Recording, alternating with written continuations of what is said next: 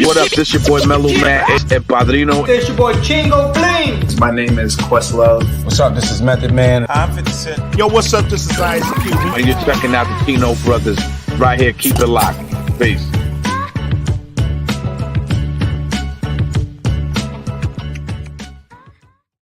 Yeah, keep it locked. We're not getting any more of those, man. Either that or we got to stop doing our Rush Limbaugh impersonation, Adley.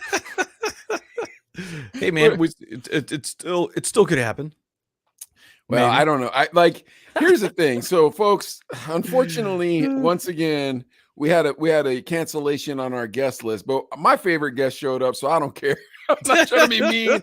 I'll be honest with you. I've been waiting to see Redeemed since the last time I saw Redeemed. Yeah.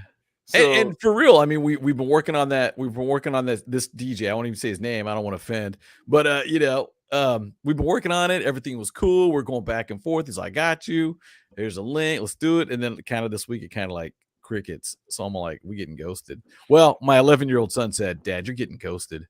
Is that what he said? Me, bro. Yeah. He said ghost. Say that to you? That's so mean. I was like, man, Kate, do you think this is he going to show up or not show up? He's like, Dad, you got ghosted, bro. He said that to you? That is so mean. And I told him, like, so I could yell at him. Don't be talking that way to my friend.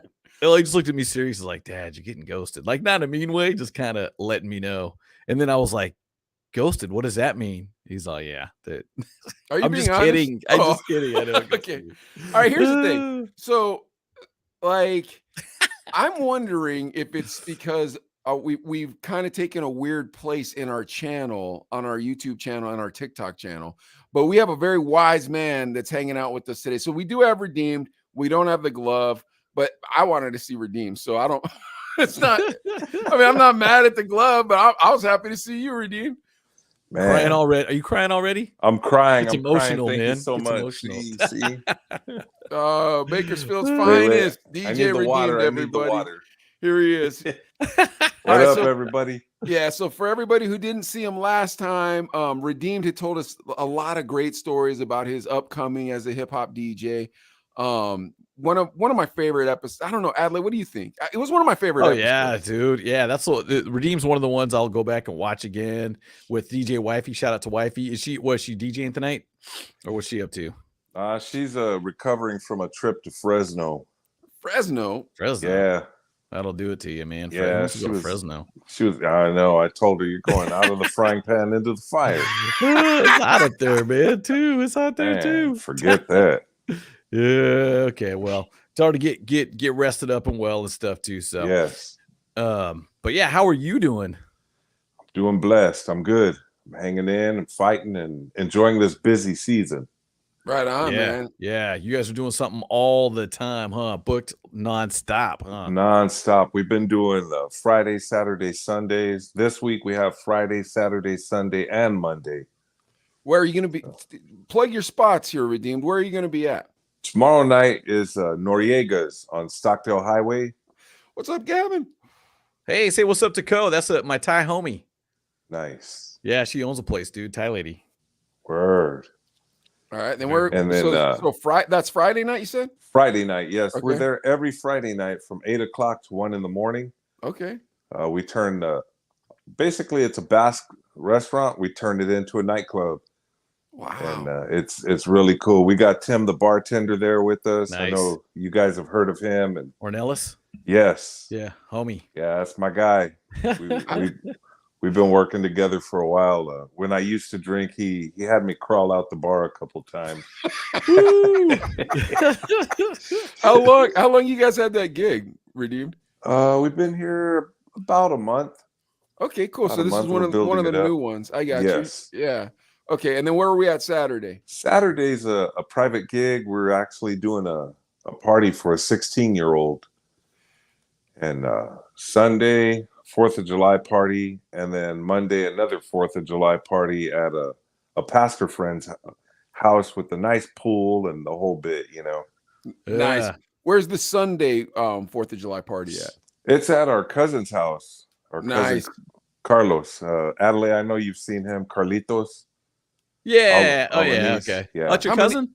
Yes. Oh, okay. I didn't know that. How many DJs are going to be there, Redeemed? Man, it could end up being 50 of us because it's gonna be a water balloon fight too. So let me hear the shout outs. Who's gonna be there? man, I gotta shout everybody out because we all hang out around Carlitos. I gotta say my other cousin, Wild One. Yeah. I'm trying to get Dos Muchos and Il Flow to go. Hopefully we can Dos get them over there. Dos is a good time, bro. If Good he dude, shows up, man. it's a party, dude. Man, you know, every time he pops in on me, he just creeps up out of nowhere. And he'll hit my blind side and just come in, and I'm like, "Oh shoot, what up, brother? How you doing, man?" Shout out to Dos Muchos. Yeah, man. Dos Muchos. We call him Tres Leches.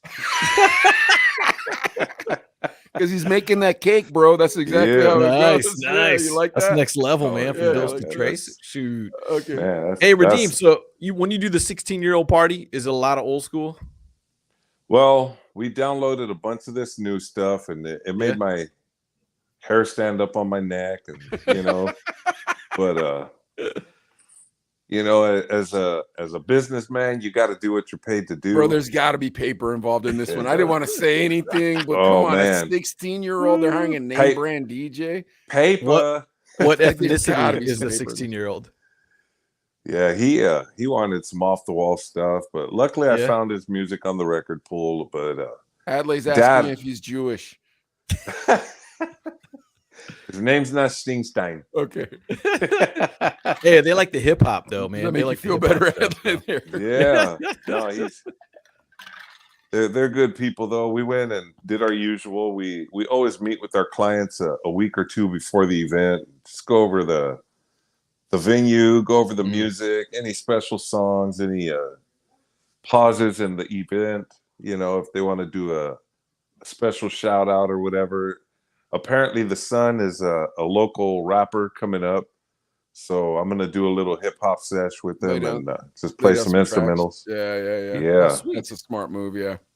Very cool. Okay. Any don't play these songs?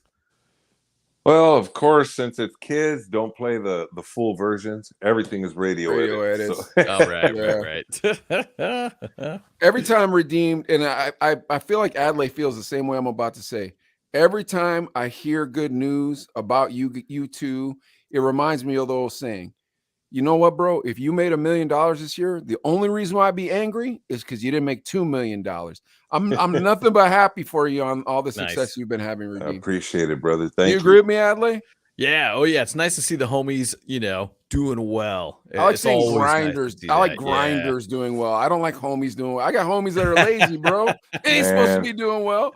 I like when I see grinders doing well. And if I could say one thing about Redeemed and Wifey, and your guys' names have come up on this podcast so much when the names of grinders, I'm not lying, right?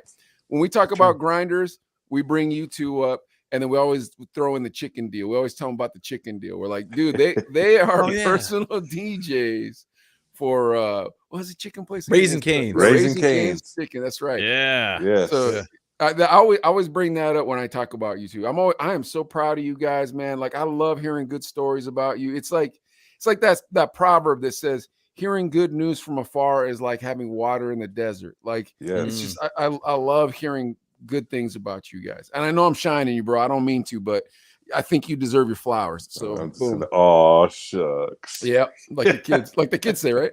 But anyways, yeah. All right, so let's get to a topic that Adley and I were kicking around before we started the show. And you're a wise gentleman, so we're gonna put this to you and see what you say. So recently, Adley and I have just kind of been saying whatever we want to say on what we call the midday getaway. So a midday getaway, poor Brandon. What's up, Brandon? The glove, he came on because he wants to see the glove. I'm sorry, Brandon. The glove ghosted us, man, but Redeemed is here. So it is what it is.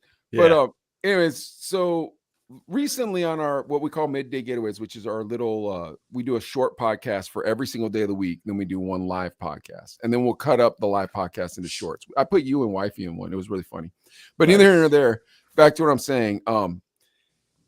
We've been getting a little more rowdy. So what I mean by that is if the government isn't doing well, we kind of talk about it a little bit. Now, not in the manner of being like, hey, man, we believe in this philosophy or that philosophy, but in the manner of, yeah, bro, you kind of can't keep defending these people. This is awful.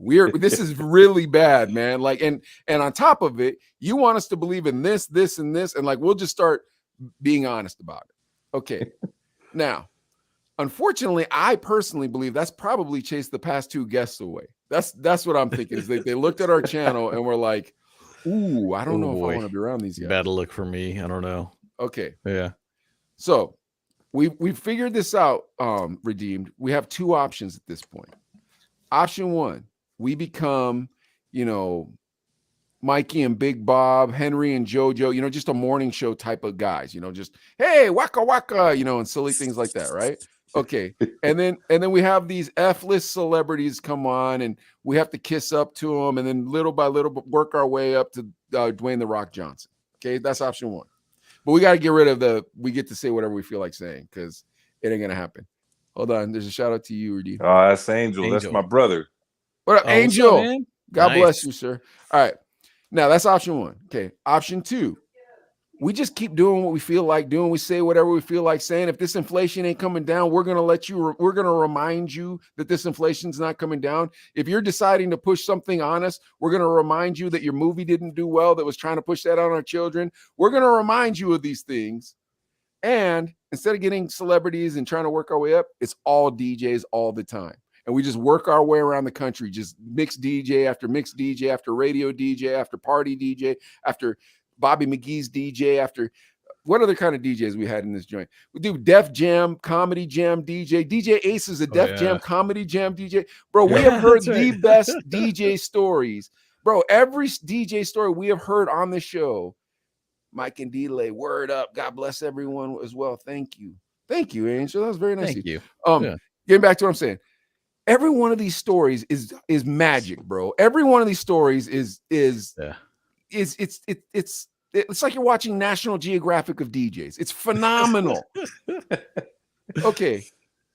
What do you think we should do, Redeemed? Which direction we go? Option A or option B? I prefer as a DJ that you keep bringing the DJs on and doing your thing.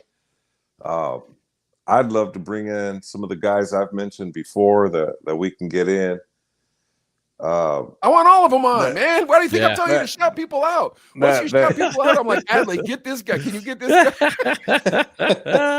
I'm not lying to you. Redeem, last time you were on the show, you're doing all these shout outs. I went back and watched the episode and paused it. Every time you shout out, I write it down. Pause it, write it down. And I'll tell Adley, hey, what about this guy? What about this guy? What about this guy? And then that's how we've gotten so many great guests on the show. Yes. Awesome. I mean, we gotta practice our freedom of speech, but those of us that are involved in radio and whatnot, we know how far to take it. Sometimes we like to push it because it is funny, and it's great topics out there that you can maybe offend people, but other people, have a good time with it because. Some of the stuff that I read and that I see on the news is just so much comedy in itself. That's kind of what we do. We're not coming on Alex Jones style and being like, oh, the devil's coming to get you, blah, blah, blah. No, we come on and we're just like, all right, this is what you told us. You said that inflation's supposed to come down by this time. It hasn't. What happened here, man? And stop blaming it on people, bro. Come on. You gotta accept some responsibility. We've been doing stuff like that, Absolutely. Or the Roe versus Wade thing. I am a pro-life person. I shouldn't have to be embarrassed that I'm a pro-life person. It just is what it is. But my pro-life beliefs don't come from my religious faith. They come from the fact that I'm a minority. Yes. Like it's a racist law. It was a racist behavior to exterminate us. I don't like that. That's not good. And if here's the thing, I always get a little suspect about whether something's racist or not if it looks like it's racist. So I'll start with this. I can't say that prisons are racist, but it does seem like there's a lot of black people there. And I've never had a black boss. I've had one black boss and I never had any black professors, but I can't say America's racist. But that does look kind of racist to me. Do you guys agree with me on that? Interesting. Like, I'm not saying it's racist, but I'm saying it like, I'm just saying what things look like. Okay. Now I'll do the same thing that I just did about institutional prisons and profit for prison, everything like that, which is a very left agendist thing. But I also have right agendist ideals. Here it is. If you're saying that Planned Parenthood is no longer to exterminate the minority, why are they always in our neighborhoods? Like, why aren't they in white neighborhoods? That's not shocking to anybody here, because it's a little shocking to me. Seems a little racist to me. Now, I'm not trying to get anybody to sign off on my beliefs. You can all say I'm a conspiracy theorist. That's it. I'm reaching for the. Oh, sorry. He's getting out of here. Redeem's on. I thought we were going to talk about music and stuff. Yeah, what's going on? Our current artist. But go ahead, Mike. My point isn't to get redeemed to say something he's not supposed to say or whatever. It's to say, if we feel that way and we're on the internet and we're not trying to get any of our guests to agree with us or disagree with us, should we be able to say those things? What do you think, Redeemed? Well, that's one teaching I give most of my students, especially wifey, since she's on the radio, and we've been approached. I won't mention no names, but we have been approached to do our own morning show. Nice. And one of the teachings that I tell her is religion, politics. It's kind of a no-no. I know for us that have been around forever, we know yes and no. But just teaching some of my newer students, it's pretty much a no-no to speak your opinion sometimes, because it does offend people. Now, if you have a good, solid following, you can do your thing. And some people will actually tune in for that, those topics. They're like, hey, did you hear so-and-so was talking about whoop-de-doo? Okay, well, I want to check them out. But my opinion on it is if you have the following, if you have the support, do your thing. Just don't go too in depth with it. So it's been getting us a bigger following because people are sick of. When I started this, Rick the Rebel, Big Rick, what up, man? It's been getting us the following because people are sick of people not saying things. You know what I mean? People are like, and we don't. Once again, like, I think what people want to hear is just normal people's viewpoints. You know what I mean? Absolutely. What they don't want to hear is, and that's how come Nancy Pelosi is going to burn down your house. It's like, bro, look, you don't need to scare me. You can tell me the news and not tell me that tomorrow America's going to die. Yeah. On either side, on the left or the right, you don't have to tell me tomorrow we're all going to die. So I'll give my personal opinion, my absolute from my heart. I'm a military vet, and some of the stuff I see now, I feel like, is this what I fought for? So I've seen our nation kind of go into this phase of being scared to speak about things. And that's one of the biggest things we fight for is our freedom of speech. And I feel like it's been taken away in certain areas because people are afraid to speak on it. I know one of our greatest rappers on the West Coast, Ice-T, he had a song about freedom of speech. Yep. Just watch what you say. Watch what you say. Yes. Yep. And I feel like he was already prophesying because that's where we're at today.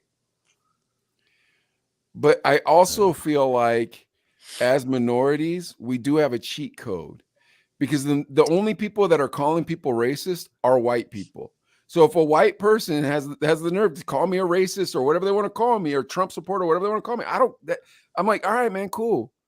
I don't know why you're telling me that, because you know that I'm not, or even if you don't know I'm not, it doesn't matter to me you can't tell me that I'm offending Redeemed. If Redeemed tells me I'm offending him, then yeah, bro, you're right. I'm sorry. I apologize. I didn't mean to do that. But if I'm saying something to Redeemed, we're clowning each other. And trust me, hopefully in this podcast, we get back to comedy and we do end up clowning each other. Like, that to me isn't hurting somebody's feelings. That's having fun. You know what I mean? And I could be totally wrong, you guys, but I honestly think that as American minorities, we've sat back and been like, that's their fight, man. I don't really care. That's not really my problem. I don't really, y'all want to argue about the alphabet city and whatnot. That doesn't really affect me. But now I feel like when they're trying to say, no, now you got to believe it too. that's how come I'm kind of at a place now where I'm like, look, bro, I'm just gonna kind of tell you guys how I feel. You know, like I don't know, Adlai, what do you think? Because I've been doing a lot of talking here. I don't know. There's so many different things to think about, but I think Redeem talking about, you know, be careful, like be careful what you say, or what Ice-T was saying, because I feel like there's a lot of people that think a certain way but don't want to say anything for fear of getting canceled, or for fear of being cut off, or for fear of being called a racist. I mean, Mike, you've got a stronger like skin, a thicker skin. I think if someone calls you racist, you're like, whatever. I worry about that, and I probably would go into that. It depends on who calls me a racist. Yeah, true. Good point. If a white liberal calls me a racist, I don't care. I'm being 100 with you. Like, I don't care. Like, bro, I guarantee you don't send your kid to school with minorities. I guarantee that you probably don't have 10 brown friends. I guarantee, because if you came in the neighborhoods that we come from, these are not the conversations we're having. By the way, Redeemed, since me and Adlai have decided this out of solidarity, since from here on out, they're trying to push that instead of Latino, the Latin X. We from here on out are going to go by the Chinex, but you have to say it for short. You have to call it the Chinks. Now, don't forget, if you don't call us the Chinks, you're not calling us our proper name. You can't call us Chino anymore. You have to call us the Chinks. And also, don't forget, if you say it, you're definitely going to be looked at like whatever. Whatever. Yeah, if you're like, I love the Chinks brothers. Yeah. Everybody watching, it's a setup. Yeah, it's a setup. No, but you get how it goes. Though you see how it goes. It's like we're playing with language. We're playing with all this weird stuff. And I honestly don't care if the guy's a Republican or a Democrat who's the president. I really don't. I care if they do a good job. That's what I care. You know Absolutely. what I mean? Dude, it reminds me of time. This is probably high school or right after high school. And I was dating a very white girl, blue eyes, all blonde hair, whatever. And we're like Magic Mountain, and we're chilling. A couple of my DJ buddies were hanging out, and then a group of like minority black kids came through, and we're like, man, she got jungle fever. And I was like, they said that to you? They said that to me, like talking about me, and I was like, or wait, no, she had it, right? Yeah. Okay, yeah. So they said it to her because we're walking, you know, and I just thought it was kind of funny. I was like, wait, she's talking about they call that Shanghai fever where I grew up. Yellow fever. They got Shanghai fever. I was like, all the ladies do when Mike walks in the room. I thought for us East Siders it was taco fever. That's right. Taco fever. G Boogie, what up, man? What up, G? G Boogie, thank you so much for checking into this weird podcast. But see, the crazy part is we laugh about all of it now, and we can laugh about it. But there's people that will get literal, like really upset, like, oh, how dare you guys? You know what I'm saying? And I'm like, at the time, I was like, kind of laughed it off. I was like, oh, that's kind of funny. Okay, but here's the rub. Okay, I think all of us are old enough and intelligent enough to know that America is better off, is less racist today, and I mean, like, legitimately racist today than it was in 1982. Would you guys agree with me on that or no? I do. See, I think it is. I think because here's why. My kids, your kids, everybody's kids have a legitimate shot at whatever it is in this America. You dig where I'm going? Like they won't be looked at as, oh, you're Asian, you're Mexican, you're black, whatever. I mean, they will have an ethnicity, and you should be proud of your ethnicity, but they will be given the opportunities that we weren't given at childhood. You know what I mean? So in that way, I do love America. But this idea of, hey, man, 70% of your population says that they are part of either this religion or that religion that doesn't agree with what you're saying. You can't tell us to stop believing in our religions. You know what I mean? Like, that's the part of America that I'm not excited about. But I feel like if we just go, okay, cool, man, you guys cannot believe what we believe. That's fair. But we got to believe what we believe, and we got to be able to openly discuss it. You know what I mean? So, yeah. And that, speaking of that, being able to discuss it, that's kind of what my point was previous, is like, people will shut down because they're like, I won't be able to discuss this in a way where we both, okay, I'll listen to your view, you listen to mine, and then we'll still walk away, whether our views are changed or not, but in a way that nobody's screaming at each other. But I think a lot of people think that it's near impossible to have a normal discussion whether it's about race or religion or whatever, because and a lot of it is people are just so set in their ways. They're like, this is what I believe, and that's that, and you'll never change my mind. And I know people like that. You know, I don't even think it's about race and religion as much anymore as it is about social politics, if you will. You know what I mean? The kind of taboo topics: abortion, homosexuality, transgenderism. Those three. Trask, what up, man? DJ Trask. Put the Pledge of Allegiance back in school. I don't think that's a bad idea at all. My daughter and my son, when they got homeschooled, I told them, I said, hey, every morning I want you to stand up and say the Pledge of Allegiance, just like if you're at school. Yeah. My daughter didn't know it. Huh. She was in 3rd grade at that point. I'm like, how do you not know the Pledge of Allegiance?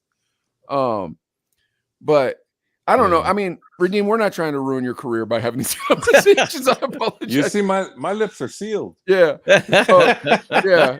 I mean, dude, bro, we've had conversations. We had a conversation when Abby Lojas was on here, and she just dropped her new single, and she, you know, she's trying to push her new single, and obviously everybody's going to be left in that field, you know, and bro, she was like spitting knowledge, and I'm like, you might want to hold back on that. You might want to stop. You might want to stop saying those type of things, because you've got to kiss up to a lot worse people than we're going to have. Oh man. But anyways, back to what I'm saying. Like, I think personally, it's hard because we've gotten to a place where we're not allowed to just say, hey, bro, here's the thing, Redeem. You want to know? This is exactly the place we've gotten. You know, me and Adelaide pray before every show. Mm-hmm. Adelaide, how many DJs would you say are Christians that have come on the show? 99%. Yeah, I'd say probably about 90%. No, 100. Because there were a couple that questionable. No, they talked through our prayers, and it made me very angry and almost made me say mean things, but I didn't. Oh. It makes me more mad than when you're praying and someone interrupts you. It's like, bro, I'm talking to God. I need 30 seconds. Yeah. I need 30 seconds. But anyways, yeah. So, but my point in saying that is to say about 90%, I'd say, were Christian that came on here.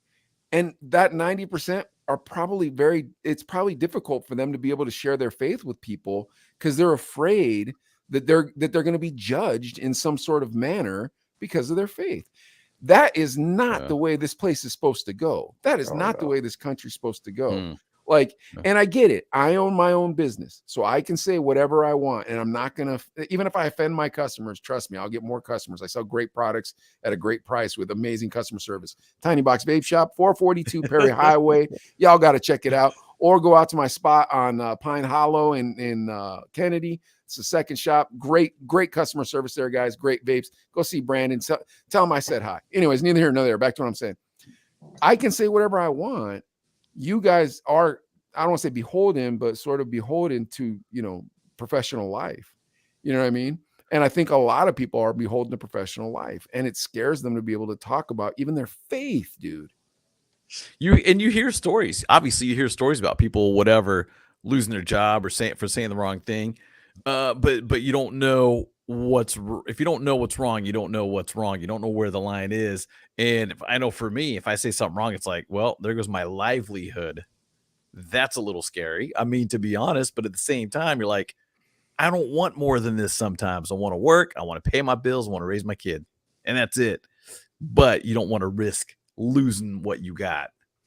But I also want to pray for people who are hurting. I also want to tell people about the good gospel, because that's what saved my life. You know what I mean? Yeah. Like, testify, you know what I'm saying? Yeah. Like, and I'm not trying to Bible thump somebody. I'm not trying to push my religion on people. I just don't not want to talk about God. I like talking about God. You know what I mean? Like, yeah, you know, and so like, it kind of puts us in that place, right? Where it's like, what are we doing here? You know, like, so I don't know, one way or another, Redeem. So you're saying try to tread the line and not rock the boat too much. What are you saying? Well, you know, here's a fact a lot of people that know me do know is I'm an ordained minister. We knew that. So, right. Yeah. Right. So, you know, and from the gate, instead of going back to my old name when I was DJing, I said, I'm going to keep Redeemed, because that in there is a testimony. Yeah.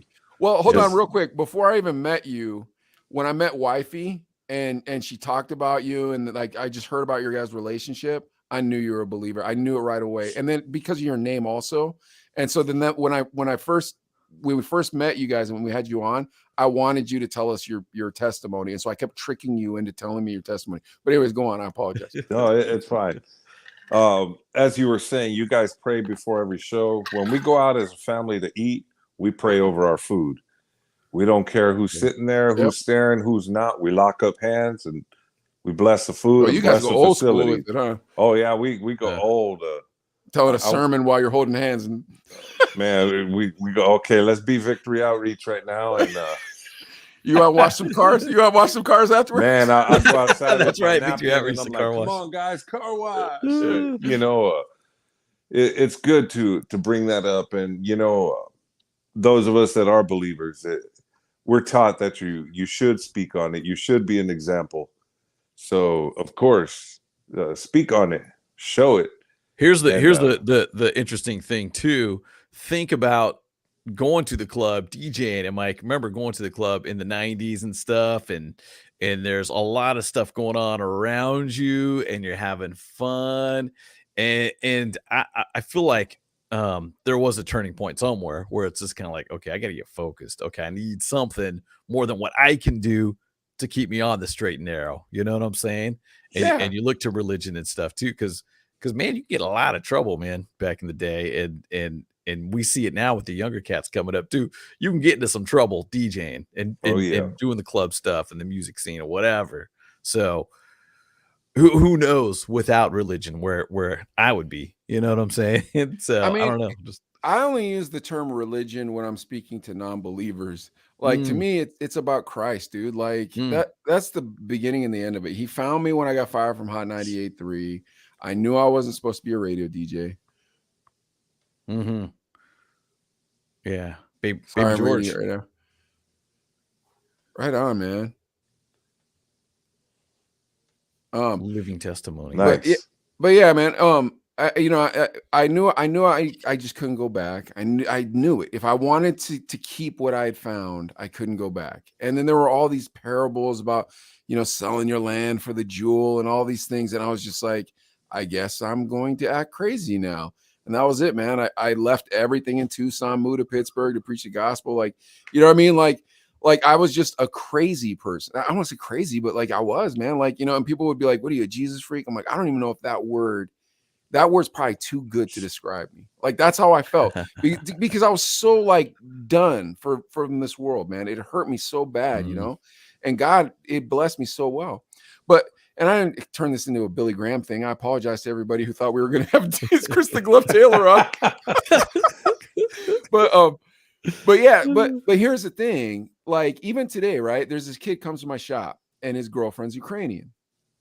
So about 5-6 days into the war, I was like, hey, bro, does your girl got people over there? And she was like, yeah, dude, they're coming. He's like, yeah, they're coming over my house. So I was like, oh, okay. Well, then I saw him later in the shop today, and I was like, hey, bro, how's it going? He's like, bro, it's not easy. I have a small house. I have this woman and her son and their daughter, and the son and the daughter take baths together, and the son's 12 and she's 3. And I guess that's normal there, but I told him they couldn't do it in my house. And he's just telling me all this stuff, right? And then I looked at him, I said, bro, God's going to bless you for that. And he said, well, Mike, I'm glad you think so. And I said, no, I don't think so. I know so. It even says in the book of Proverbs, those who look after the poor are those who lend to God, and he will repay. So don't worry about it. He's gonna look after you.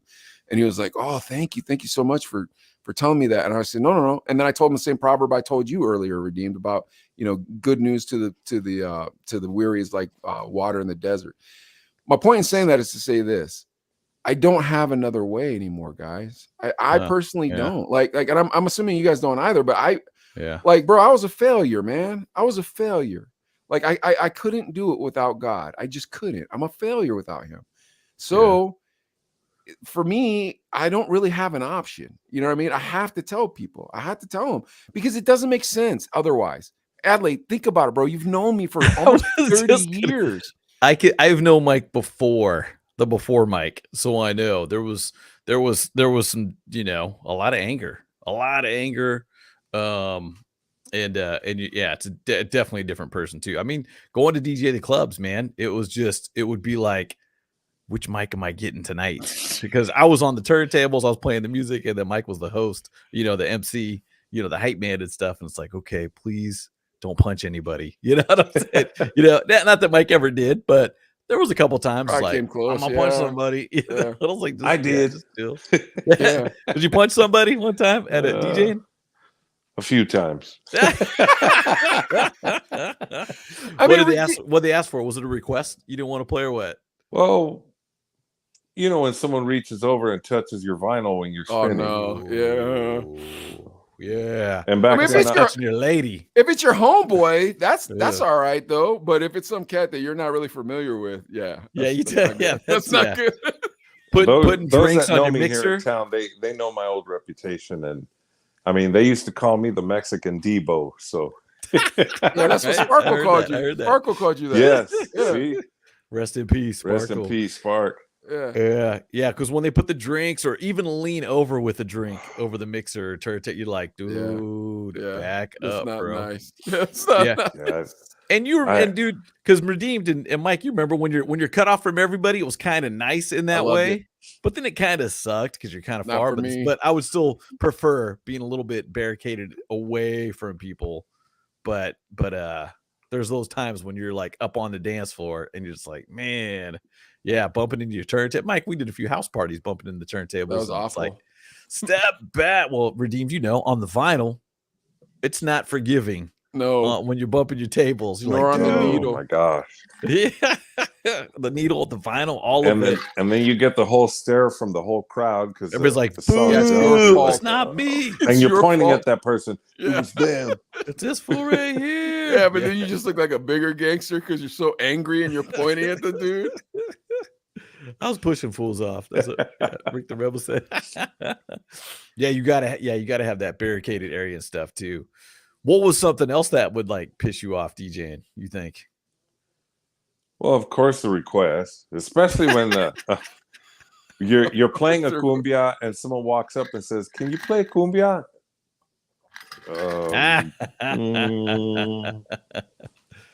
Yeah, that's another one too. Yeah, definitely. All right, hold on, because I still want to wrap up this whole like weirdness of how we started. Then we can have a little more fun. I apologize. I don't know what that means. I tasted someone.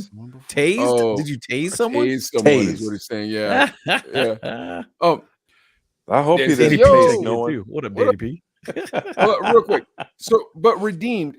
So what I'm saying though, where it's like, dude, I can't not talk about it. Do you feel that way as well? At times you do feel that way, but I have to step out of that box. You know, the word tells us to walk by faith. So when God says speak, you speak. I think he tells me too many times to speak, though. That's the rub. Yeah, Marcy, wifey, she tells me, you talk too much. You're chatty Cathy. And I'm like, when it's time to speak, it's time to speak. I sat with that guy back at the Menudo Fest. We sat there and just chopped it up, and he was mind blown. Yes, with Frank. He was mind blown. One of my promo guys. Yeah, he's like, man, he goes, I'm going to tell you something. You are meant to come into my life right now because I need this. And he practically started crying. And Frank, and here's for Frank. I mean, a testament to him. He grew up as a foster kid in the system, and now he's got 7 kids. Whoa. Nice. And he's sticking around. So shout out to you, Frank. I know he watches the Chino Brothers.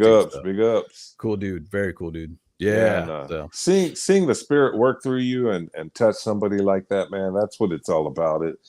It's not a me thing. It's a he thing. Yeah, and then you drive home feeling like you're flying the whole way. Oh, you feel as absolutely. light as possible. It's the best feeling in the world. You go home and you feel like, dude, I can you almost feel like Moses coming down from the mountain shining. You know what I mean? Like, so that's the thing is like, I don't like sacrificing that. I don't like, I'm only going to live once. This isn't going to be a very long life. And those things are what makes this life happy to me. Yes. So I have a hard time shutting my mouth. I don't know. But here's the rub. I don't think we should talk about it on here, though, Ed. I mean, for the only reason why I redeem, unfortunately, you were the one that got it dumped on you, is that one, you're wise, so God bless you. But two, it's because we got ghosted twice, and so I'm talking. So me and Ad came up with it like as we're right about to start the show, and so I'm like, dude, we got to come up with a plan here. you know, and I feel like the two of us are like, let's just say what we feel like saying, be honest, and have Bakersfield DJs on. And then Bakersfield DJs know Fresno DJs. And then Fresno DJs know Sacramento DJs. Noe, what up, man? What up, Noe G? Love Noe. Love Noe. But you know what I mean? Like, so that's it. So now let's have fun. I apologize, guys, for taking all the air out of the room. That's it. I'm done. Shoot us a DM if you want to get into it about that. Yeah, if you want to. I'm gonna start reaching out to some people for you guys, because believe it or not, I was gonna hit the glove before you told me about it. Oh, and I was like, man, Chris would be dope to have on the show. Mickey Rock, dude, I love Mick Rock. As long as you Mickey's, bring some wings, we're cool. I love having Mickey. Mickey's one of the funniest people on the face of the planet. Yeah, but you got to get him and Oscar in the same room. That's the trick. You get Mickey and Oscar in the same room, and it's just comedy. It'd be dope if we could do a podcast like in a circle of us. Have about 5-10 of us all together, just kicking some kibbles around. It gets tough the bigger it gets, but we could set up something like that. That'd be fun. Yeah, my DJ crew were like that, because there's 32 of us right now nationwide, and we do group chats. Oh, it gets out of hand sometimes. We got to mute everybody out. Be like, look, I'm talking. Listen. Okay, after I speak, unmute everybody. What's your opinion? So I understand what you're saying, Mike. Well, this is Dos Muchos Undercover. So look at that. Yeah. That's on blast, Dos. He's in jail, I think. He's Facebook jail. Hold on a sec. Redeemed was in Facebook jail last time we were on the Chino brothers. I am right now too. Yeah, so I don't even know if you're the guy we're supposed to be asking this question to, because whatever you said to Facebook to piss them off is way worse than whatever me and Adelaide been saying. Oh man, I won't go into detail, but this last time was pretty funny. It was comedy. Emilio, what's up, homie? Emilio, what's up, man? I'm on the cover for nothing. I think I'm not undercover. Got you. Okay. We know who you are. But yeah, that's right, because Redeem popped on. I think you texted me like, hey, bro, that's me. Yes. And then that's why and Dos Muchos were on another something, and you came on. I was like, I think that's Redeemed. And he's like, no, it's Dos. And I was like, oh, you too, huh? They got you too. Yeah, man. Yeah, so now I'm thinking about, I don't know if this man's the guy to be giving us advice, Adelaide, because we haven't got kicked off of nothing, dude. Like, yeah, tell us what you did, and we'll push it right to there. Yeah, you don't want to we'll get right to the edge. It's pretty rough, but right. So I don't know who. Oh, it's Trace Leches. I'm sorry, it's Trace Leches. Yes. Yes, what up? So tough. Oh, dude, so a friend of mine tells me we're joking around, just going back and forth. Well, he tells me, there's certain sexual pleasures that people have.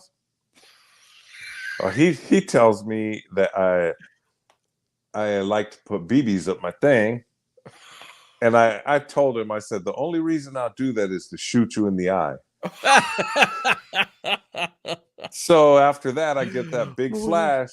Your comment goes against community standards. See how this goes, man? I'm like, man. And I contested it and everything. I said, look, me and my buddy, we're just chopping it up, BSing. We're having a good time. You were in Facebook court? Yeah. I was facing the judge, and she slammed the gavel down and said, nope. So was it a violence thing or a sexual thing? I don't know if I think they took it as violence, because I said I'll shoot you in the eye.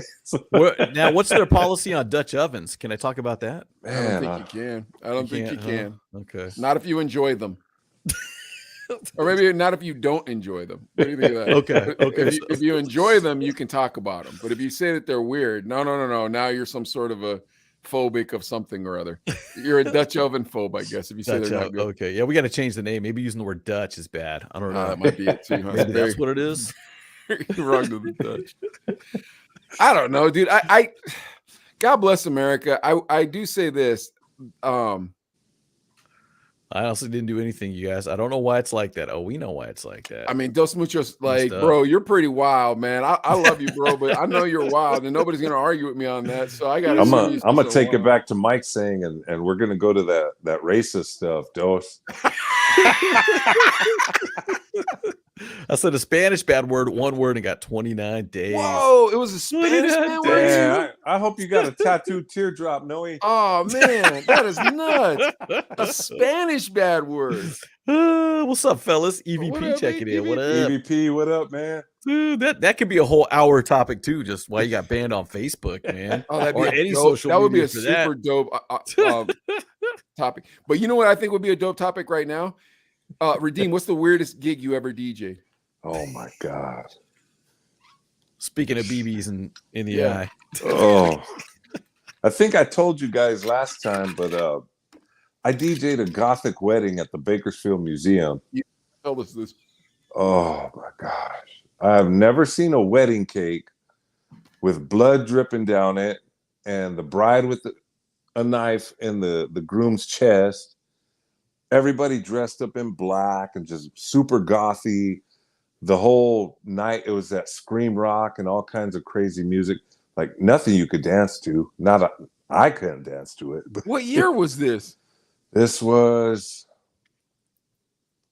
say, about 2005. I was gonna say, is that Machine Gun Kelly? He's weird like that, isn't he? Man, that was probably one of the weirdest ones. And then, of course, when you're a DJ and sometimes times are slow, you'll DJ certain clubs that Dude. open up. Don't demean yourself that way. Don't demean yourself that way. That's the lowest form of DJ. Look, I was in a tough time in life. Oh man, I mean, you're one step away from that being a different story when you're that kind of DJ. Strip club DJ is the worst DJ. I say this. Strip club. You're talking strip club? No, Yeah. I was talking a different kind. Casablanca. Yes. Oh, I got you. Yes. The Martys. Yeah, they reached out to me Cohen. one time too, and I was like, yeah, but then I was like, I don't know, I don't know, dude. What's nothing lower? against it, you know. Strip club DJ or gay club DJ? What's a low? What's? I think strip club DJ is just that, dude. That's it. Really depends if you're gay or straight. for the gay club DJ. Yeah, I guess you're right, huh? I just think strip club DJ is the worst, dude. Strip club DJ is the worst. You got to see the most depressing things every day. Me and Adlai had a gig at a strip club. Redeem. Did you ever have one? In Oklahoma. Dude, it's so depressing. Oklahoma. Was it now? Was it a high end one or was it a dud? It was real grungy. Dude, me and Adlai had the same one. Dude, Adlai, tell Redeemed about the one. Cigarette burns and bullet wounds kind of type. Oh my gosh. Yeah, bruises and all. tell him about the boat, dude. The Raiders Reef in Tucson. It was the boat, because it really looks like, and it's still there too, I think, but it looks like a boat on the outside, and it's kind of a pirate theme, I guess, if you will. I don't know why. We did Arg. It was so weird, dude. We did Monday Night Football. We hosted Monday Night Football. Yeah, it was Monday Night Football with the Chino brothers. Oh, I think we scratched on that last time too. A little bit. Did we talk about it? We scratched Oh, the surface. Yeah. It was awful. It was. I remember, dude, our first night, this girl came in and she was wearing, like, you know, when you go to the construction site and you're wearing your pants, and then when you come home, you take those pants off and they're just like so like caked in dirty. This girl came in wearing sweats that looked like that. And I was like, man, this could be a rough night, dude. She took them off and stood them in the corner. Yeah, exactly. Oh, is that cream of wheat? What is that? right. Redeem, were you ever a roller skate DJ? No, thank goodness. That'd be fun. No, You don't that'd think be that fun. would be the bomb? I think that's the bomb. I think that's the top of DJ pyramid. You know who was rest in peace, Sparkle. Sparkle, yeah, he told us. Yeah, that's right. He talked about that, man. He was our local celeb at the roller rinks. Him, DJ Jerome, Big Joe, they were all our roller skating DJs. Yeah, but the thing is too, when you're in like middle school, junior high, and you know the school have the skate nights, and you'll go, the DJ is always kind of like a little too old and a little too trying to be cool. Yes. Right? You know what I'm saying? But if you had a cool one like these guys, like some of these guys are all pretty cool, right?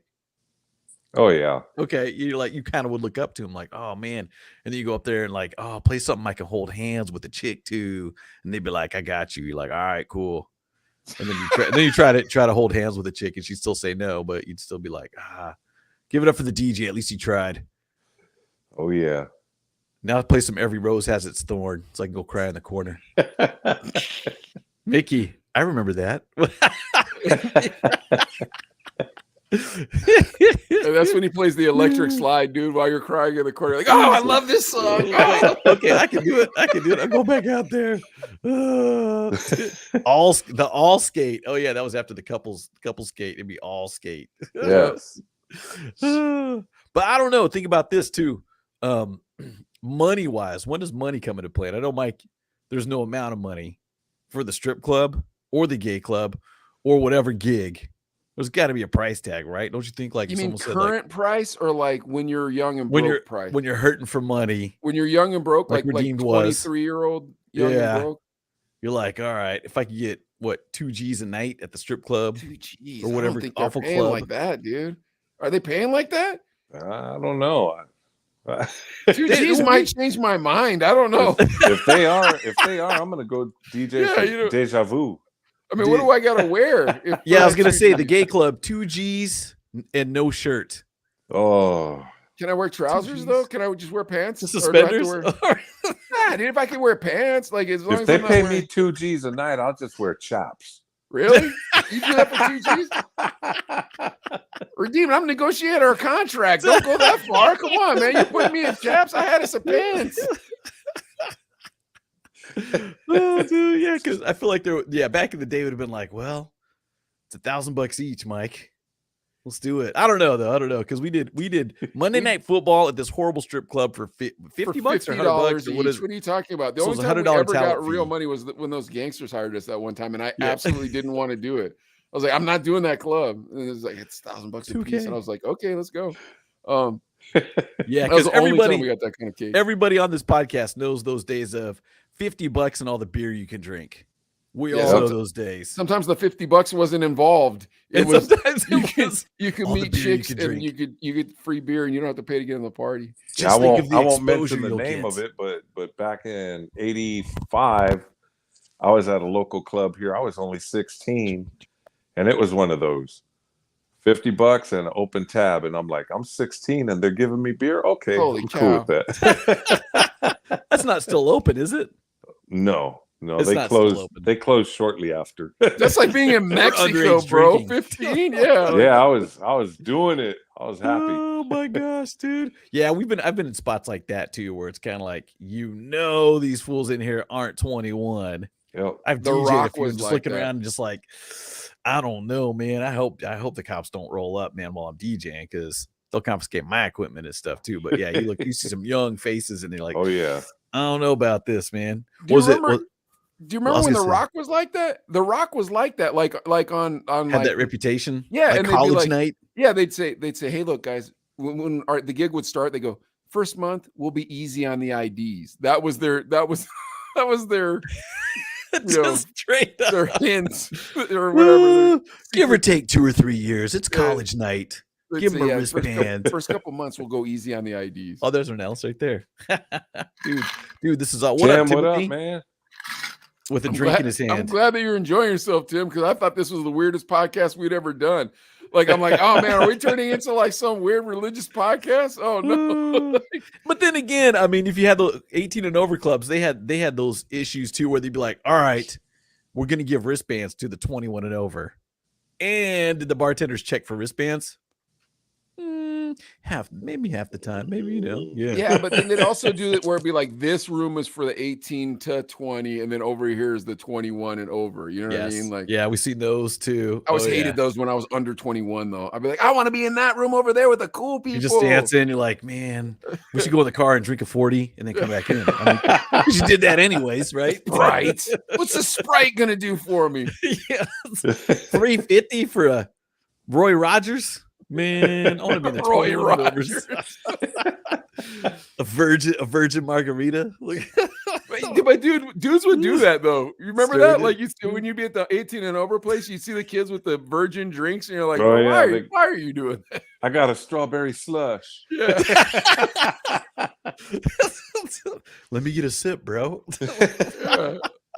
Man, We that should was try to go talk to these strong. chicks, man. If I had a beer, dude, oh, my game is Right, you lit, bro. I can't be doing I this. should pour a little tequila in that slush, young man. Yeah. Unfortunately, you're not old enough, and I'm DJing this gig. All I want to do is get paid and go home, and you'll be back in high school tomorrow.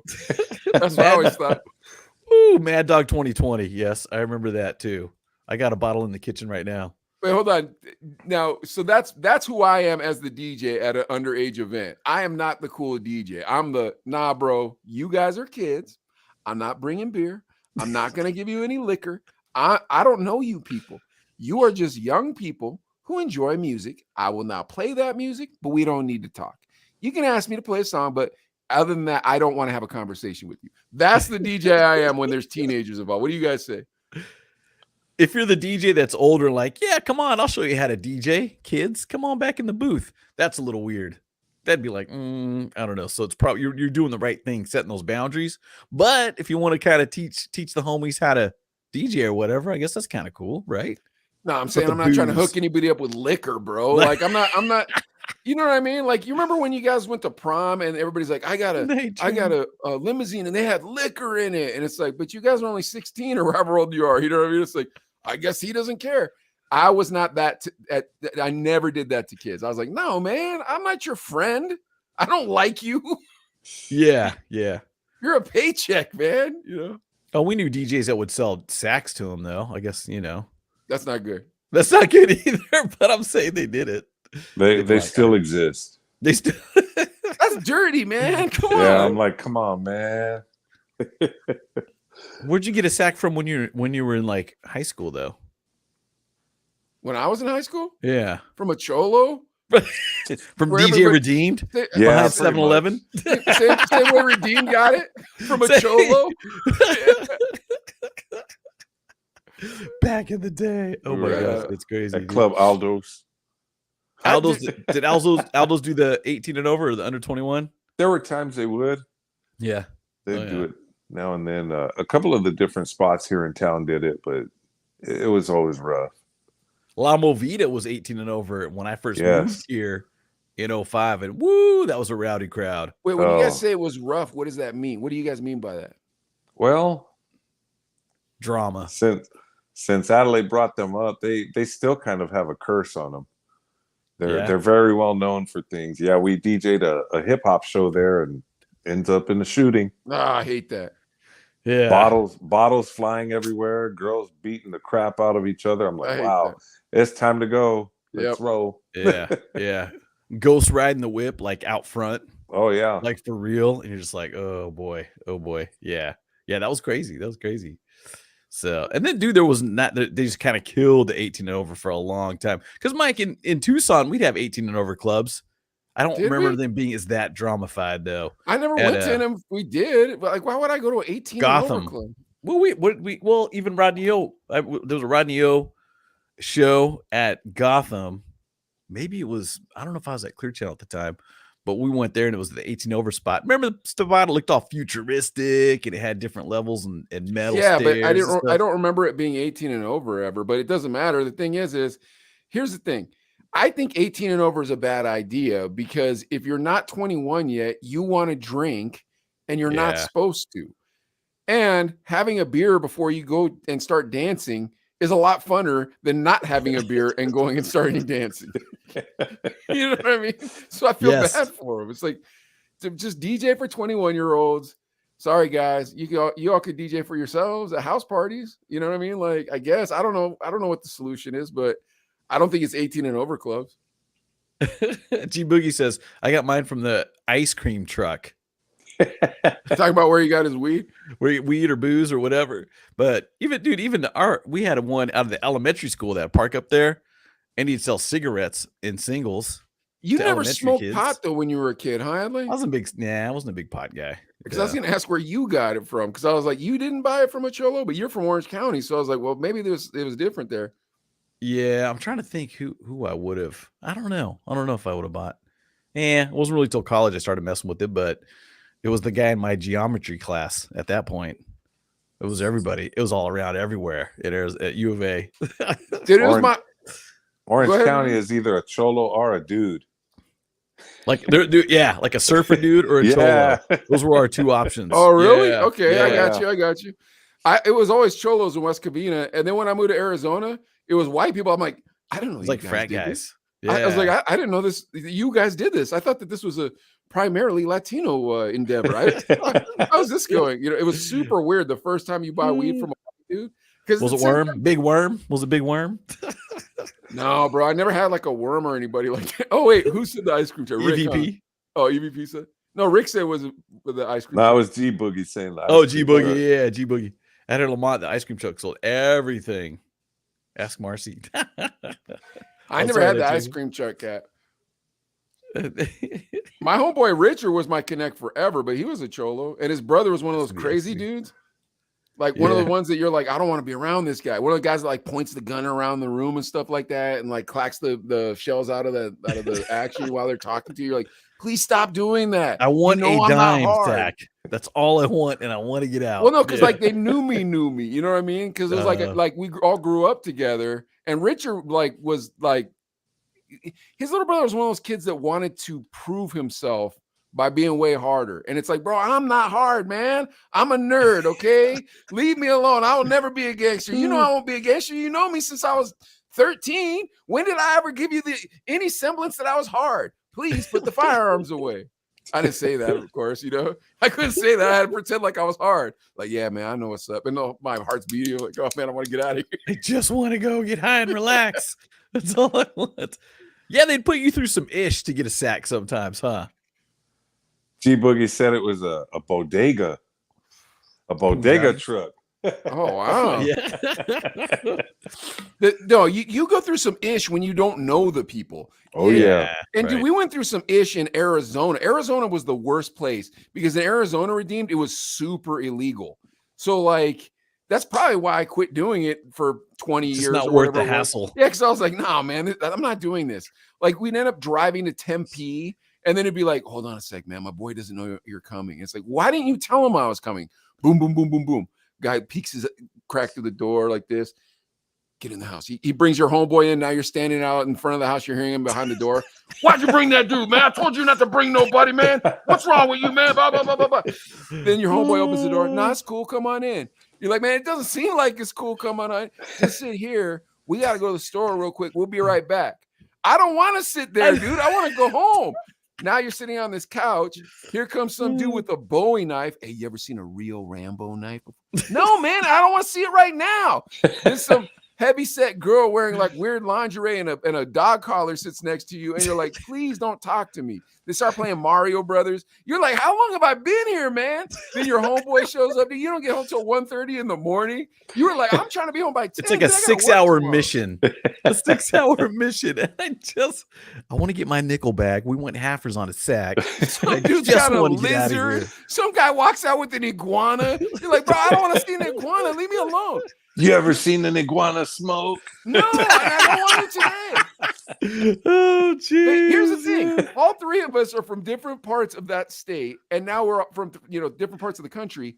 When I just told that story, none of it sounds fake to you guys. You're like, yep, I can totally see that happen 100%. Something very similar on a few occasions. Yes. Yeah, dude. That's why buying marijuana sucks. That's how come that's the only reason why it should be legal, because buying it sucks. Because it's just oh my gosh. DJ Prospect checking in. What up, Mike Adley? And what's good, OG Redeemed? Prospect. What up? Yeah, we're getting all the Redeemed when we brought you in. And we're getting all the big name DJs coming in to say hi. Unfortunately, I'm hoping they weren't hoping to say hi to Chris the Glove. But Redeemed is just as good. Don't worry about it. Maybe we'll try. I don't have the death row chain and all that, but yeah, I mean, who cares? All right, what you got the starter shirt? What do we got? No. Scratching. Oh, There you go. nice. Dope. That is fresh. Shout out to Mixed Coast. That's where you get them. Yeah. All right. And I was thinking Sorry, go ahead, Mike. I'm hitting them up tomorrow, but go ahead, Adley. I was gonna say we still got your lounge chairs too in my office. Yeah, we just talked about that. I told wifey, I said, hey, we got to get the chairs. Oh my God, I forgot about those. I go, yeah, I know you did. I'm afraid they're gonna disappear. Someone in the office is gonna start using them and stuff. I was like, Hey, man, those are nice ones too. The little They're fold-out nice. table. Got the shelves on the side. Oh snap, dude! You got your Where are burrito you on one side camping? and 40 on the other. You're just chilling, dude. Yeah, those are nice chairs. So, anywhu, I'll have one of my promo kids maybe meet you. All right, what do we got? What do we got for news, dude? All right, so here's our options. Okay, we got inflation relief, we got Burger King employee, and we got R. Kelly sentencing. Holy cow, dude! None of those are, except for the Burger King. Everything else is fraught with controversy. as if we didn't have enough already. I know. What do you say, Redeemed? You're the guest. Redeemed? Which one you I want to say go? the Burger King guy. It's a pretty dope story. Oh, okay. You've heard this one? Yes. All right. Well, check this out. GoFundMe. There's a GoFundMe for a famous Burger King, well, now famous Burger King employee, and it gets big money. So things are still looking up for Kevin Ford. This is the Burger King employee who went viral after a video of him receiving gifts from his manager to celebrate 27 years at his job surfaced on TikTok. It's worth mentioning that in those 27 years, the 50-year-old father of 4 never called out of work a single day. Now, while appearing on Today, the TV show, Ford was surprised by an appearance from his daughter and grandchildren who he hadn't seen in 4 years. I haven't seen you guys in so long. And he was crying, obviously, and he hugged his family. And now, school me on this, Redeemed. What did he actually get as like a going away present? Oh gosh, they said it was just some like The CNN gift basket was probably better. Oh, Mike, if you wow. remember that. It Wait, was how like long did he work for this Burger King? 27 years, never called out sick. yeah, Oh, it was nothing like a bonus check, nothing like that. It was like some hand towels, some Burger Yeah, King just hand towels or something, Off something the crazy. wall stuff. Just Yeah. So But the how cool did this- part, the cool part is now this video comes out. He's like, yeah, after 27 years is what I got. And it was really nothing. He starts a GoFundMe and it's hit over $250,000. Wow. 250 grand. And the thing that I think about, have you ever worked at a job where you felt underappreciated? Every single job I've ever had. Right? That's why I work There's for a lot myself. of jobs you're like, ugh. That's why I Yeah. work for myself. well, there was this one club. No, It was $2,000 a night, but I couldn't wear. I wore chaps. and they didn't appreciate the chaps. They said I should shave next time I wear the chaps. I don't know what you're talking about. I was fresh shaven right when I walked in the place. I've been doing extra squats, man. No, I oiled up, but man, come on. but here's the thing, too.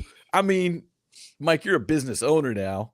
Don't you feel like there's sometimes you're like with employees, you're like, you get a paycheck every week. What's up? Why should I give you something? Anything extra? No, I don't feel that way. You got good employees, but I think a lot of always- employers feel like that. I think employers are being stingy. I believe in capitalism. I believe that you have the ability to set your wage. I believe in a good profit margin, but I believe that the most important asset that you have are your employees. They're the most important, and unfortunately, people don't recognize that. But here's the truth: you could take everything from my business. If you took everything from my business and burned the buildings down, but my employees stayed with me, we'd build it right back up and just be right back at it.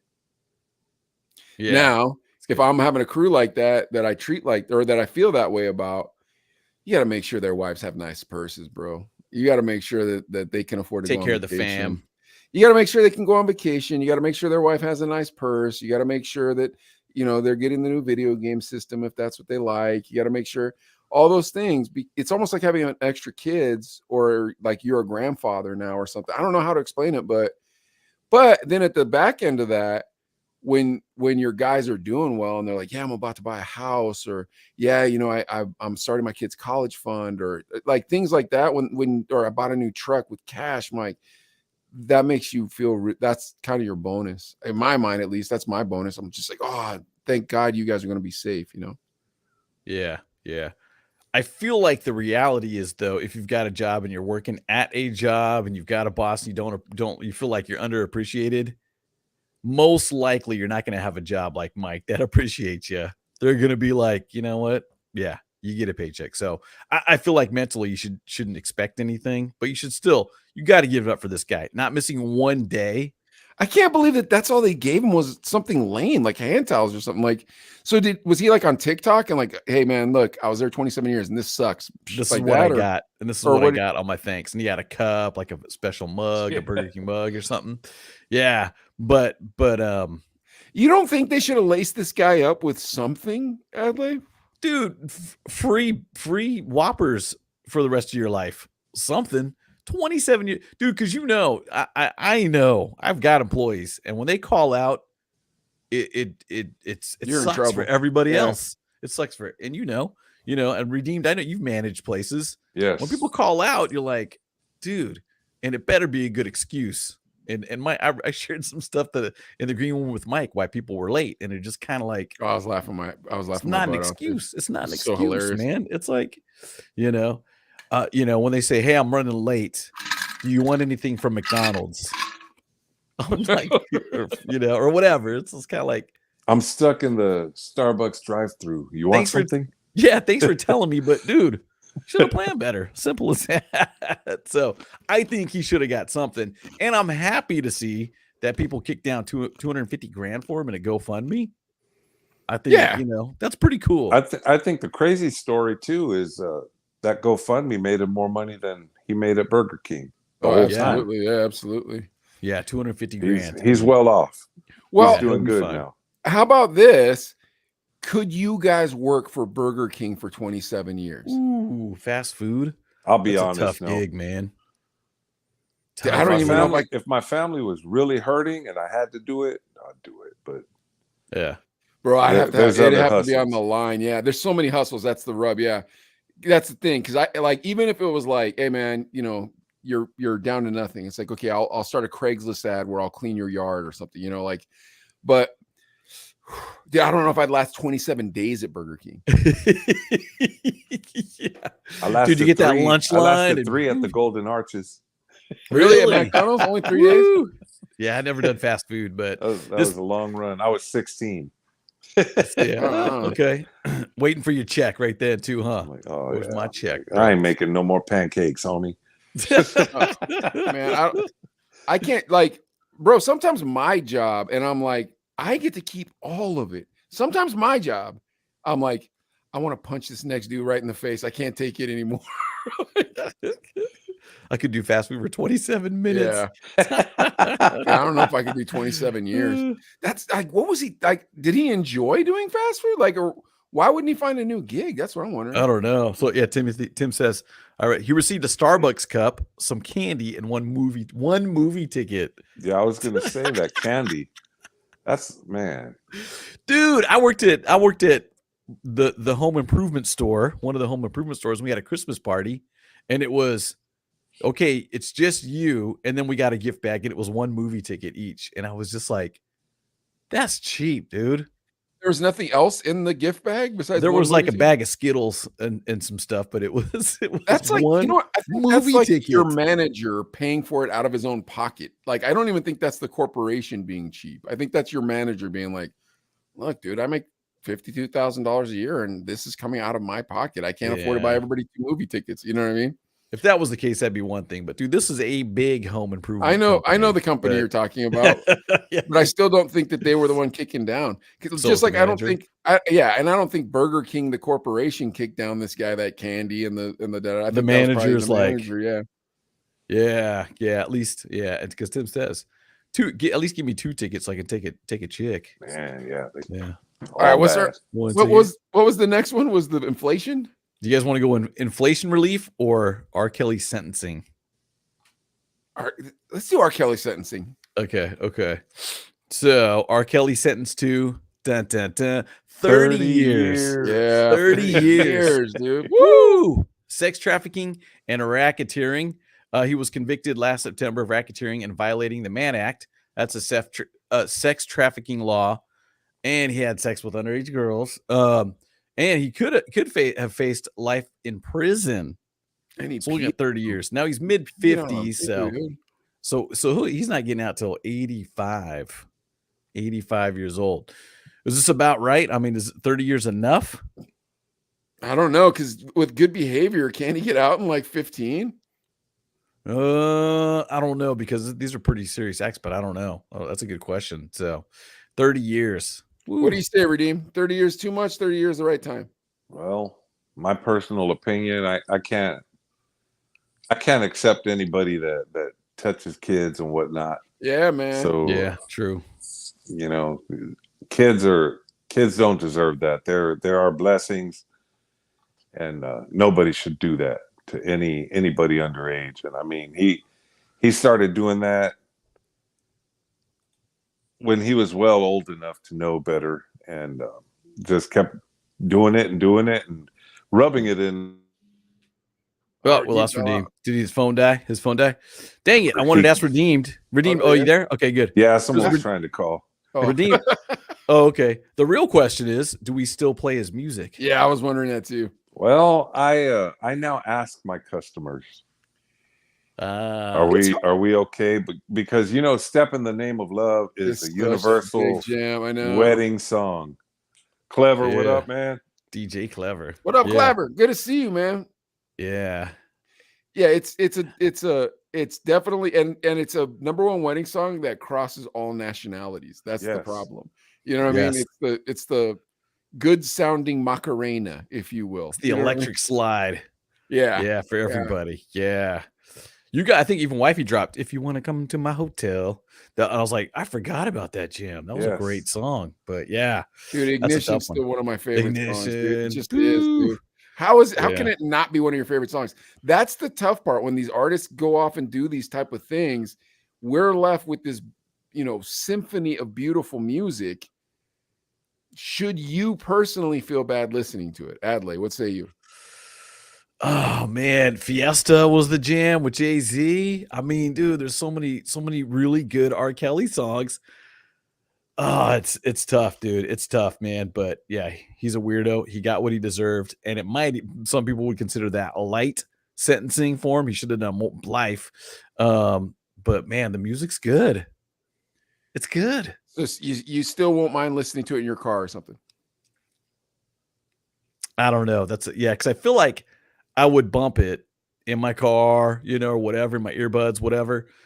But there would be some guilt coming over me, like, man, I can't do it. I still can't do it. What about you, Reggie? Even alone, I'm like, I can't do it. Man, this is like the old school, bump it or dump it. Yeah, exactly. But for a way worse reason, though. You know what I mean? Like, dude, let's ask you watching, you in the comments. Yeah. Yes or no to R. Kelly music? Clever, what do you say? Do you play it? But Redeemed, what do you say right now? At your house. I'll play it. I can't help it, dude. It's so good.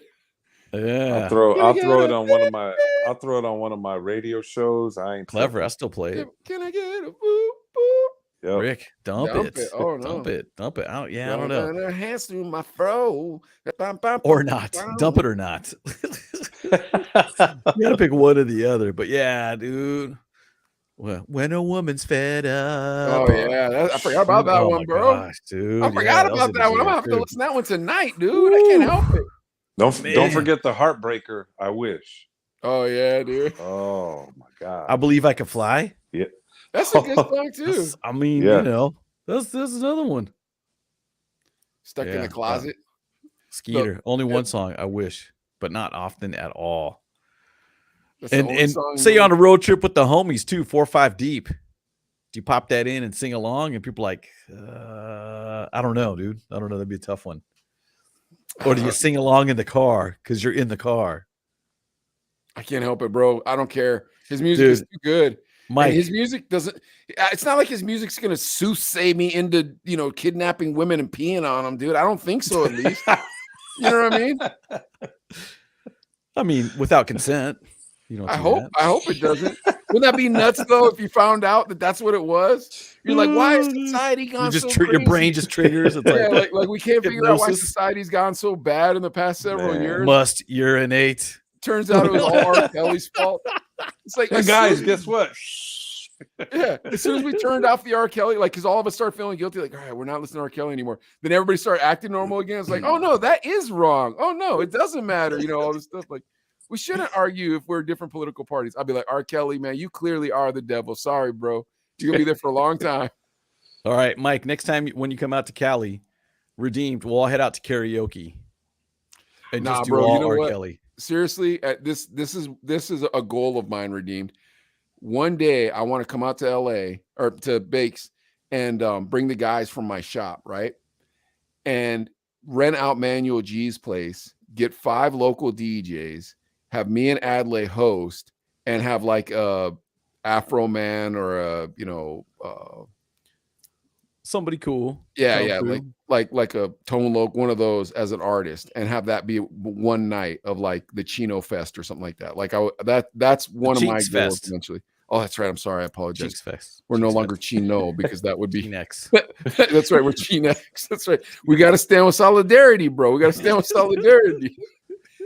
So are you saying 5 tacos for the DJs? That's the pay, or- yeah. Oh no. Like we'd figure it out. No, we'd figure it We'll out. do a tres leches and a couple tacos and maybe, I don't know. Oh, I thought you meant Tres Leches, the DJ. No, Yes, yeah, that's what I I'm thought, talking about. Oh, Yeah, oh. but is a couple tacos a DJ as well? Like, Yes. no, we figure it out to where like it'd be amicable. You know what I mean? Like, and it'd all be on the table beforehand, so it wouldn't be like, oh no, we'll hook you up. There'll be a number on the table. I was just gonna And- say all the beer you can drink. no, but- no. okay. I just I'll told be you how I take care of my. O'Doul's for me then. You just, I just told you how I take care of my Just staff. Are we gonna ruin? Are we gonna not take care of our kinsmen? These guys are in the same guild as us. We're all in the same guild. We're DJs. You get a goodie bag. Woo-hoo, I From get a Burger King. Starbucks cup. You get a goodie bag. All right, what's the last story, Adley? All right, the last one. And unfortunately, Mike, this doesn't apply to you, but California is sending an inflation relief check up to $1,050. They didn't send Whoa. that gas check though. Remember they're supposed to send the gas check? Yeah, whatever happened to that? That would have Huh. applied to me. That's probably what happened. They figured out there was a lot of people like me that were going to get the check, and they're like, "Nope, we got to redo this." Oh my gosh. Well, They're so going to send a relief check and our gas prices are going to go up another $1. I know. Go ahead. Tell yes, them you're how right. you're about to I get more think that's inflation, gonna happen. Adley. Yeah, so if you're a California taxpayer being hurt by inflation, you may be getting some financial relief. The state is sending 23 million residents inflation relief checks for that $1,050 this fall to help ease the financial burden that it's the highest inflation in 40 years. And Newsom said California's budget addresses the state's most pressing needs and prioritizes getting dollars back into the pockets of millions of Californians who are grappling with global inflation and rising prices of everything from gas to groceries. I got to ask, how long is that extra $1,000 going to last you? I got to add this. If we're not going to get it till fall, they want us all to be pushing these shopping carts around the streets first. Yeah, hold on. that's 3 months away. $1,000 once? You're not getting $1,000 a month? $1,000 one time. It's a one time. Yeah. Oh, that's not doing a lot. That's not, bro. Everything's so expensive right now. Like, so my son went to this place called Kennywood out here in Pittsburgh. We have an amusement park called Kennywood. It's like Knott's Berry Farm. So he went with this school. They were like, hey, if you guys show up to school for the last month of school, everybody goes to Kennywood. It's $30 instead of $70. So everybody went, but my daughter didn't get to go. So I was like, okay, well, let me try to find a hotel out near one of these little podunk towns in Pennsylvania. It has like one of these little tiny amusement parks, and we'll go out. I went to Altoona, Pennsylvania. It was $205 a night for a hotel. I was like, maybe we'll just go to Youngstown. The hotel I usually pay $100 for was $375. Like, I don't understand who's paying this kind of money for starters. So in my mind, I was like, this is more than I pay in LA. This is more than I pay in New York. Let me see what it is to stay in Manhattan right now. Do you guys want to take a guess? Double that. What's your guess, Redeemed, in dollar amount? Six What do you- bills. I'm saying 600? 5 or 6. $750. $750. $750, dude. And the last time I was in New York, and granted, that was probably like 6 years ago, maybe 5 years ago, it was $150 a night. I stayed in Flushing, Queens. Like, Yeah. Oh, yeah. I remember going out there, but gosh, this is probably '08 for one of those music conferences or whatever. And it was like a couple $100. And we're just like, oh my gosh, that's so much money. Yeah, but you were probably in Uptown or some expensive place. Like I'm not staying in some expensive. I'll stay in fancy New Jersey. But Okay. but my point in saying it isn't to say that the East Coast is expensive. It's to say everything is expensive. Like Yeah. what's our options here? Like other than raising interest rates and going into a recession, do you see any other option? What do you think? This is what I think about with $1,050. How much Dogecoin can I buy? Oh, he's just kidding. Kidding. Cade's right here. Cade, you want to come over? Redeem, what do you? Cade's being shy. What do you? What is inflation affecting your guys' What, buddy? business? We're on. We actually have raised our prices. We had to, due to gas being more expensive and everything. You know, we've raised our prices, and but it has affected us. Everybody's felt the impact. I don't care if you make minimum wage or you're making $200 an hour, you're still feeling it. Yeah. You know, I've always said the more you make, the more they take, meaning our taxes. I have friends that work in the oil fields, and I've seen them go from big diesel 4x4 trucks to Hondas. Yeah. Like, wow, this is outrageous. Johnny checking in too. Walmart going to run out of TVs again when everyone gets that What up, Johnny? $1,050. Yeah. Because I mean, dude, with $1,000 again, you know, when you get that lump of money, I mean, I don't know, it's not a huge amount, but it's a decent size amount where, you know, you could blow it in a weekend at Pismo Beach or something or whatever. You know what I'm saying? Everybody going to be rocking them new Yeezys. Yeah, or you don't need or Louis Vuitton bag. Last time they put out the stimulus, Louis Vuitton lowered the price of their bag to the amount of the stimulus. Like they knew everybody was going to get $1,200, so they lowered. They had a $1,500 purse, and they lowered it to $1,200. Wow. Yeah. That's the thing. It's like, bro, you're not supposed to have that Louis Vuitton bag. Like you're just not. Like, I'm sorry, rich people are supposed to have that. You're supposed to take that $1,000 and put it somewhere where it either grows interest or saves you from having to use your credit card. You know, but that's not what happens. With I need new rims though. That's exactly how it goes. Yeah, my '97 Accord, man, needs new rims. Inkies, bro. I need some Inkies. I need some D's. Can't be rocking these Kragers no more, bro. My Altima needs a new system. That's right. That's right. Wait, thanks Newsom, and you've got my vote. Well, here's the thing. So, why do you think it's coming out in the fall? Why do you think the money's coming out right before election time? Huh? Never fails. DJ Swift, what up, Porterville? Swift, what up, man? What's up, the homie? All right. So when you had to raise your price, Redeem, did it kind of bother you a little bit? We're like, oh man, I really don't want to do this, but we got to. Was it like that? Yeah, we kind of cringed because a lot of people that come to us, they're repeat customers. And, you know, having to explain, you know, times have changed. Gas is expensive. Food's expensive. Did you guys do catering too, huh? Well, we have caterers that work with us. Okay. And sometimes we'll just make a whole package. Redeemed, what you got to do is in the fall, have a DJ special for $1,050. Yes. Weddings. You know? I'll do weddings for $1,050. There's not a lot in the fall though. That's the thing. You got to do the back to school special. Start getting some corporate Christmas stuff, maybe or something. I don't know. What do we got? Halloween, maybe. Halloween. I love Halloween, so I'll definitely do it for $1,050. Our vendors over here, they haven't raised our prices yet. Like for my industry, they haven't raised our prices yet, and they haven't raised the shipping cost yet either. So like we can toe the line, and it's not hurting us. And we keep telling people, oh yeah, we're fighting for you, blah blah. But in real life, our vendors haven't raised our price. No, so it's been real nice. Yeah, it's real nice, dude. Because I'm with Redeemed. You don't want to raise your price, dude. Right. When you raise your price, like you feel like you're robbing them, but you know you have to. You know, it's like I know I have to do this, but I still feel like I'm robbing you. You know, it's $75 in all the beer I can drink. Instead of new $50. Instead of $50. I'm splitting this night with tres leches. Yeah. And we need 10 pictures That's right. and $80, so we get 40 each. And 14 chicken wings, so we can have 7 each. Seven, You lucky better 70. believe it. But yeah, so what, like, well, and I think the next thing that bothers me is that every politician passes the buck to the next person. So you see Right. how it's hard to not talk about politics, Redeem? Because like come on, man, stop passing the buck. I'm done with like, and I don't, and it makes me even more mad when they're like, oh, but inflation's good for you. I'm like, do you really think I'm that stupid? Like, how dumb do I look to you that you think inflation's good for me? Money in my bank is good for me, and this inflation keeps taking it from me. Yep. I saw this discussion online.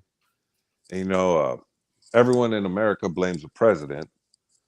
And this person stood up and said, why are you blaming our president when gas in Canada is $10 a gallon?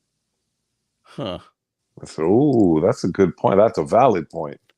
Because That's gas is Canadian always- dollars, though. Canadian true. dollars. Exactly. And Bills. the exchange rate right now is $1.38 to the dollar. I know because I'm going to Canada wow. tomorrow. So it's $1.38 to the dollar. It's not that exotic. So Redeem. it's I not that looked big really of a close difference, to it. though. Yeah, $1.38 to the buck. No, it is dude, trust me, it's a giant difference. You never 38 realize cents. it. Yeah. Dude, you never realize it till you're buying sneakers and you're like, okay, cool, man. These are dope sneaks. How much are these sneakers? They're $110. Like, man, I'd like to spend $65 on sneakers, but I'll do it.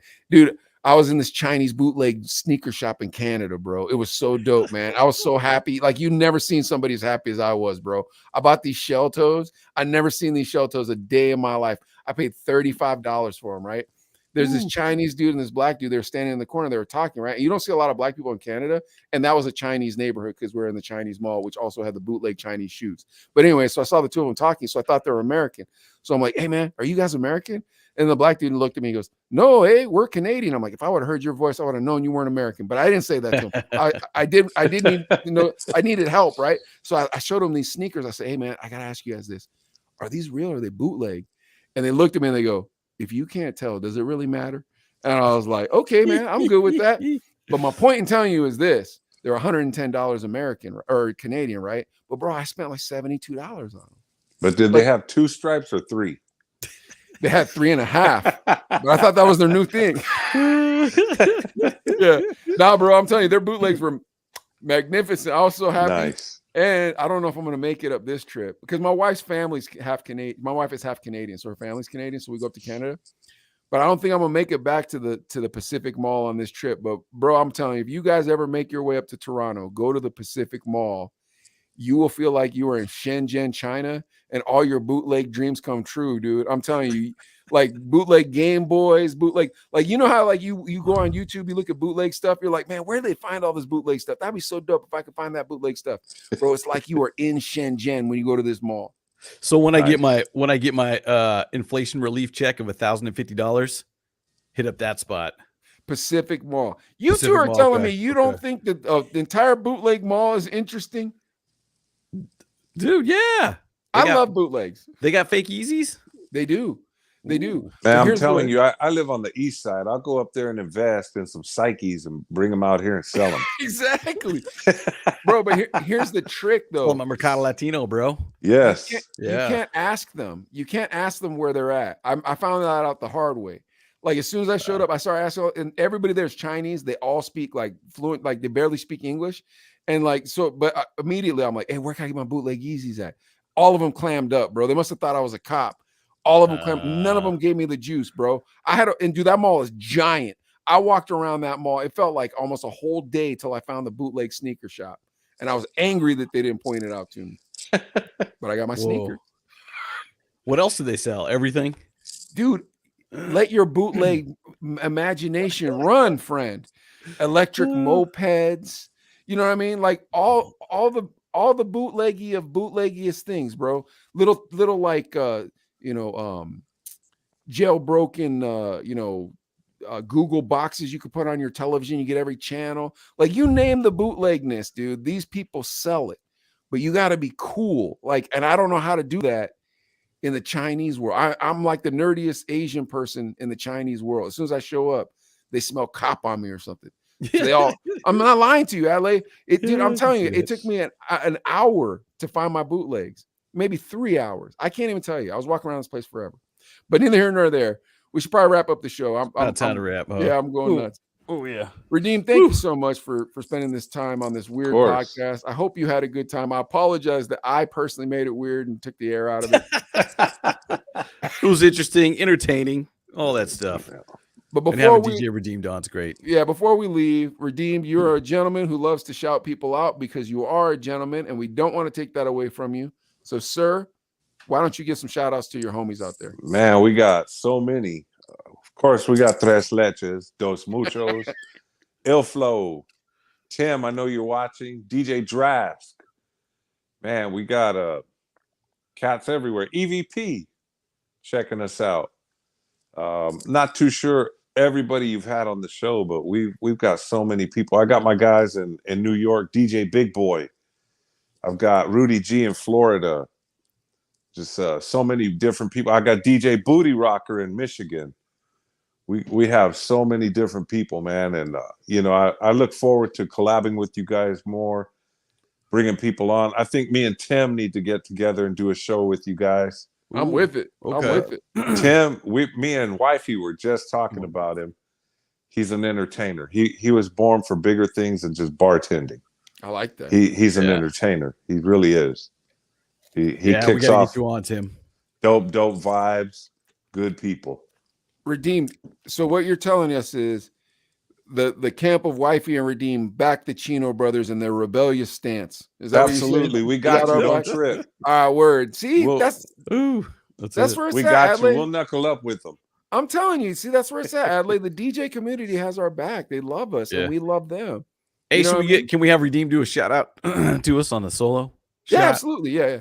Hey, Redeem, just be like, yo, what's up? It's Redeemed, and you listening to the Chino brothers. You watching the Chino brothers. Ready? The Chinks brothers. Yeah. There you go. Hey, what's up? This is DJ Redeem, and you're tuned in to the Chinks Brothers show.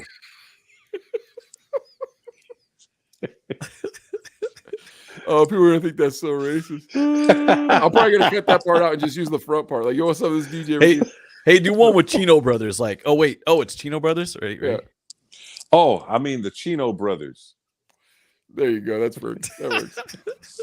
Well, no, because then if anybody's like, why would he do that? I'll just be like, look, man, you're not supposed to be making up some words like Latin X. So to make fun of that, we called ourselves the Chin X instead of the Chino, and he was just going with the joke.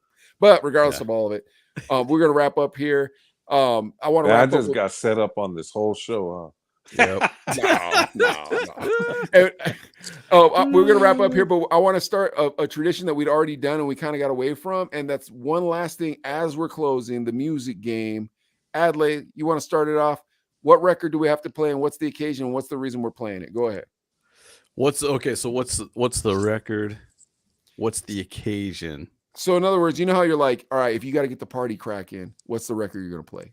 Give us one of those. But like this party's dying. I need a jam right now. Sure.